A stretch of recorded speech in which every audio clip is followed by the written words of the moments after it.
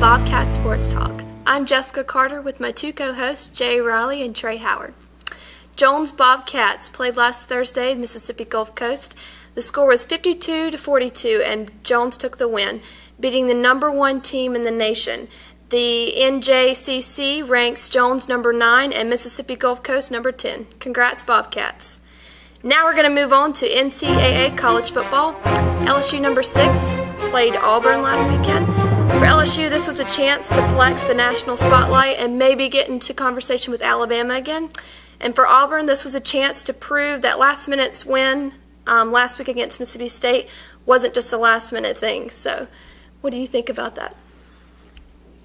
Personally, I think that Zach Mettenberger is the real deal. I think that even though I'm not the biggest fan of LSU, I think that he has an opportunity to be an elite quarterback. I know last week I didn't have that much faith in him, but after seeing what he did to Auburn, he's a pretty great quarterback. I mean, his numbers: he was 14-22 for 229 yards and a touchdown and one pick.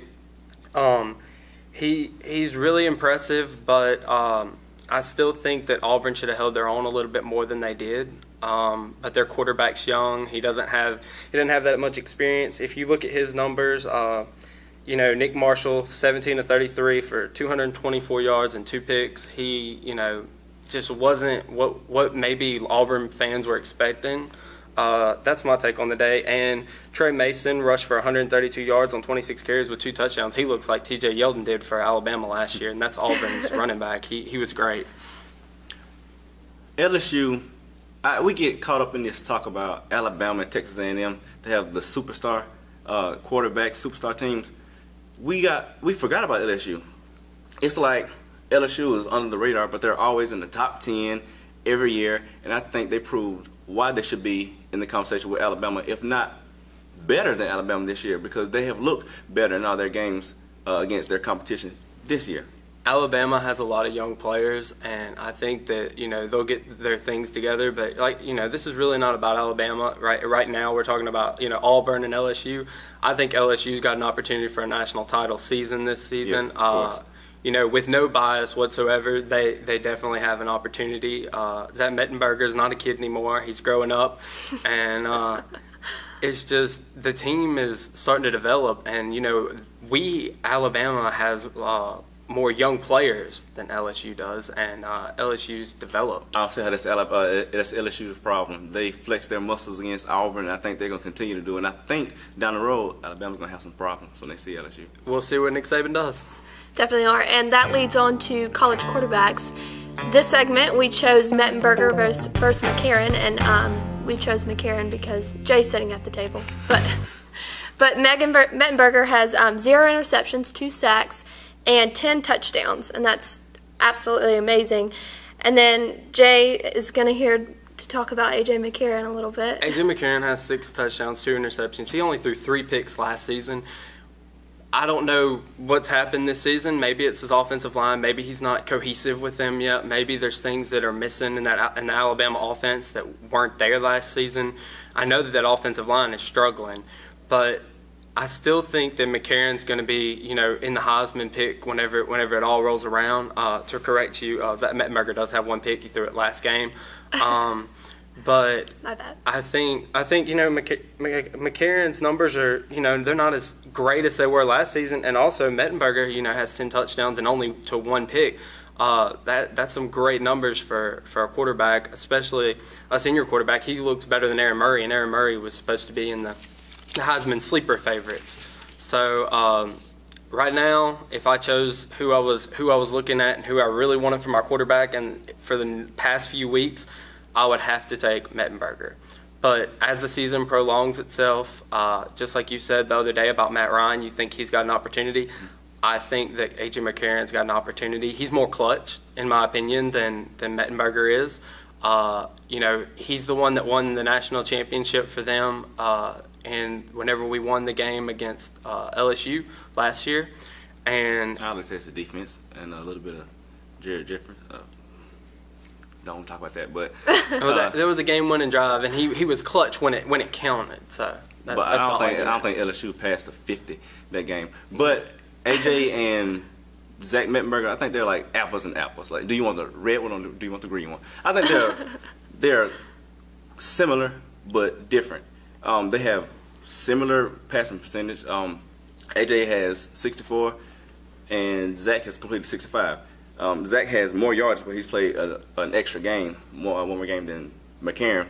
So it's like comparing, apples and apples. But I like to say, I think AJ, his team is a little better than he is. I think he got a whole lot of hype for being clean and being a game manager last year, more so than being a really good quarterback. And he's a decent quarterback. He's manageable. I would take him on my team, but I wouldn't expect him to win a game just like Zach Mettenberger. AJ has a clutch factor that I think Mettenberger lacks, and that's why I give him the edge, and that's why I say over time he'll be the one that looks the best. But when you have a defense that stops somebody from crossing the 50-yard line, how much clutch? But this factor do you need? this past season, you're talking about in 2011. Right. We're talking about this past season. Right. They passed the 50-yard line. The final score was, if I'm not badly mistaken, 21-17 or 22-17. But they had 3 guys off that offensive line drafted. I mean, he's been protected by offensive linemen, by great wide receivers, by great defenses. It's not all put on AJ. Mettenberger's protected by a great offensive line also. But not as good as AJ's was. Zach, I think he has grown more. I'm not saying he's so much better than AJ, but I think I give the edge to Zach because of what he's doing this year. Okay. All right. I'll agree with that. I agree also. Mettenberger's stats have clearly doubled almost from last season. Moving on to Major League Baseball, Pirates are in the playoffs. They end the 19-year drought finally. I know Pirate Nation has got to be going crazy. Congrats, Pirates. And NFL big trade, Trent Richardson to the Browns. From the Browns to the Colts. I think that's a big mistake, but Cleveland is an abysmal organization. You trade away your best piece, arguably, but still, in my opinion, the best piece that they've had in a long time, and just say, oh, we're just going to give them away for a few draft picks. Cleveland always picks bad draft picks anyways. They don't ever pick anybody that's worth anything. Why would you throw away Trent Richardson? Now, some people say that Trent Richardson is not the real deal. They say he's not. He's never going to be an Adrian Peterson. They say that he's not, that great. And he really hadn't had the numbers that we expected. But for Cleveland to just turn him away and say, okay, we're going to send you over to the Colts, it's ridiculous. It's absolutely insane. He in the Colts game, though, this past game, when they played the 49ers, he had a touchdown, and he had 37 yards off of just seven touches. So, that was impressive. But Ahmad Bradshaw is the one that really showed out. 95 yards. He was a former star. He's a star again, I guess, or at least trying to make an effort for a comeback. He used to play for the Giants, and he was a good player. But he had 26, if I'm not badly mistaken, he had 26 carries, and he had, I think, a touchdown on the day and 95 yards. It looked great. I think I saw the story a little late. I had been at work, then I got home and did some homework, and I caught the 12 o'clock Sports Center, at the top. And the headline read, blockbuster trade, Trent Richardson to the Colts. But it didn't say for who. So I'm thinking in my mind, this has got to be like a Herschel Walker type trade. I'm not saying that Trent Richardson is Herschel Walker, but 18 games into your career, you've got to have a big package coming back from the Colts just to give him up like that. So I read it, and it said Trent Richardson goes to the Colts for a 2014 first-round draft pick, and that's it? Yep. You didn't leave anything out? Because when I first saw this, I'm like, okay, you gave up a first-round draft pick for your running back. Granted, he is not the Alabama Trent Richardson that we've seen. No. Last year, he only had 950 yards with 11 touchdowns, and he played with cracked ribs, and I admired that. But he's still a little above average running back. But my thing is, you didn't even move laterally. You drafted him 3rd overall.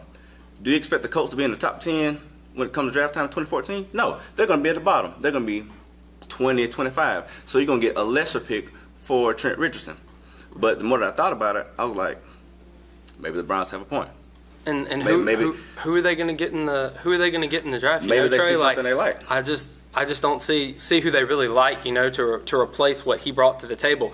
Plus, that offensive line in Cleveland is nothing compared to that Indianapolis Colts offensive line. Maybe in the draft they sure that up with their pick, because I expect the Colts to fully have a top 10, maybe top 5 pick in the 2014 draft. Maybe they sure that up. And maybe down in the draft they can steal a quarterback away, because Brandon Whedon obviously isn't the quarterback that they want, approaching 30 years old. So maybe they have something. Maybe they're on to something. Maybe Trent Richardson, just wasn't a guy for them. But in the history of Cleveland Browns, when have they been on to something? Not very many Maybe times. it's the start of something new here. And a crazy thing happened Sunday. They won. They beat the Vikings. So maybe they aren't just punting this season. But the Vikings, they're just not that great. Adrian Peterson talked about 2,500 rushing yards. But we're not talking about the Browns. It's not like we're talking about an A+ team here. No, that's true. All right. All good topics. Next up, from most touchdowns to most interceptions. The Manning family is clearly going 2 different directions. I mean, I really don't understand. Peyton is doing so well this season, and Eli just isn't. It's really sad, but... My take, Peyton Manning, 12 touchdowns, 0 picks. We're only 3 games into the season. It's just... It's sad. It's beautiful. But on the other hand, he's got a brother, Eli Manning, on the other side, and it's just sad. And I hate that they're being compared touchdown. just because they're brothers also. That makes it worse. That makes it probably much harder on him. I fully expect Jay to come next time with a big Broncos helmet and a Peyton Manning for MVP sign up. But, he is great. They look like world beaters right now. But it's not only that. If this was college football, I'd say the Broncos are going to run the table. But it's not. It's NFL. Oh, and definitely. Any team can be beat, any given Sunday. I only see really 2, maybe 3 losses this season for the Broncos, and the Giants. It's not all on Eli. He has thrown 8 picks, but that's a lot of picks. Hakeem Nicks is out. Hakeem Nicks is out. Victor Cruz hasn't been Victor Cruz, and that offensive line. You want to talk about a bad offensive line? Oh yeah. He got sacked 6 times in the first half, so it's only so much Eli can do. They could block a teddy bear. There's only so much Eli can do when you have that in front of you and nothing to throw to. Yeah, That's true. My opinion is Peyton Manning, 37 years old, looks like Elway. Elway was 37 years old, won a Super Bowl. I think that it's just a really impressive season for him. It's been a really good start for him. I don't expect him to not throw picks any at all the rest of the season. But Eli Manning, I hate it. I hate it for his team. I hate what's going on with him. I wish the Giants the best of luck, but I don't see anything good coming from this year. You can also watch the Manning segment. I'm not sure when it's airing. It aired last night. Great story about their family and what they've been through. Well, that ends today's segment. Thank you so much for joining us today on Bobcat Sports Talk. I'm Jessica Carter with my 2 co-hosts, Jay Riley and Trey Howard.